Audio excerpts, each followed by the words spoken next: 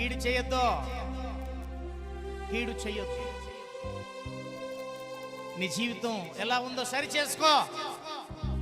నీ పరిస్థితులు ఎలా ఉన్నాయో, నీ స్థితిగతులు ఎలా ఉన్నాయో, నీ ఉద్దేశాలు ఎలా ఉన్నాయో, నీ నడక ఎలా ఉన్నదో, నీ పడక ఎలా ఉన్నదో దేవుని దగ్గర పెట్టు. దేవుని పాదాల దగ్గర పెట్టి, ప్రభువా పరిశీలించుకో. ఆలోచించండి, పరీక్షించుకోండి. ప్రియులారా, యూట్యూబ్లో చూస్తున్నటువంటి మీరందరూ పరీక్షించుకొని పరిశోధించుకోండి. ఈ మధ్యాహ్న కాల సమయంలో ముగించబోతా ఉన్నాను.